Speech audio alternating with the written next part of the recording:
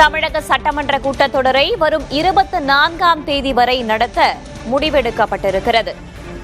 வரும் சனிக்கிழமை வரை சட்டமன்ற கூட்டத்தை நடத்த அலுவல் ஆய்வுக்குழு கூட்டத்தில் முடிவெடுக்கப்பட்டிருக்கிறது. அது தொடர்பான செய்திகளை பார்க்கிறோம். கூடுதல் தகவல்களை வழங்குவதற்காக செய்தியாளர் ரமேஷ் இணைந்திருக்கிறார். ரமேஷ், விரிவா சொல்லுங்க. அலுவல் ஆய்வுக்குழு கூட்டம் சபாநாயகர் தலைமையில் தலைமைச் செயலகத்தில் நடைபெற்றது.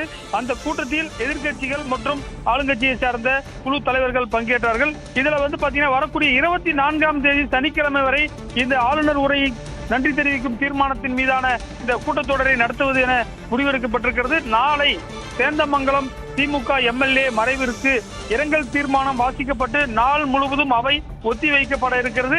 நாளை மறுநாளிலிருந்து ஆளுநர் உரைக்கு நன்றி தெரிவிக்கும் தீர்மானத்தின் மீதான விவாதத்தில் எதிர்க்கட்சி உறுப்பினர்கள் பேச உள்ளார்கள்.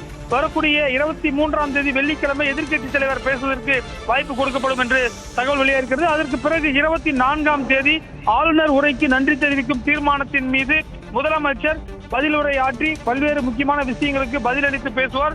கவர்னர் சொன்ன புகார்களுக்கு பதிலளிப்பார் என தெரிகிறது. தற்போது இது குறித்த அறிவிப்பினை சபாநாயகர் அப்பாவு அறிவித்திருக்கிறார். இதில் இந்த அலுவல் ஆய்வு குழு கூட்டத்தில் அதிமுகவை சேர்ந்த வேலுமணி, ஆர்பி உதயகுமார் உள்ளிட்டோர் பங்கேற்றார்கள். திமுக சார்பில் KN நேரு, ஏவா வேலு உள்ளிட்ட மூத்த அமைச்சர்கள் பங்கேற்றார்கள். வேதவள்ளி, 24ஆம் தேதி வரை சட்டமன்ற கூட்டத்தொடர் என்றால் ஒவ்வொரு நாளும் என்னென்ன நிகழ்வுகள் நடக்கும்? நாளை அவை ஒத்தி வச்சிருவாங்க.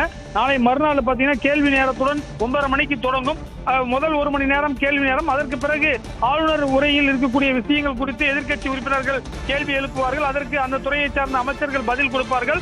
வெள்ளிக்கிழமை எதிர்க்கட்சி தலைவர் தனது நீண்ட உரையை கொடுப்பார். இந்த 2-3 நாள் நடக்கக்கூடிய விவாதத்திற்கு பதிலளித்து சனிக்கிழமை காலை முதலமைச்சர் விரிவான பதில் உரையை கொடுத்துவிட்டு இந்த பேரவை ஒத்திவைக்கப்படும் என எதிர்பார்க்கப்படுகிறது. வேதவழி, தகவல்களுக்கு நன்றி ரமேஷ்.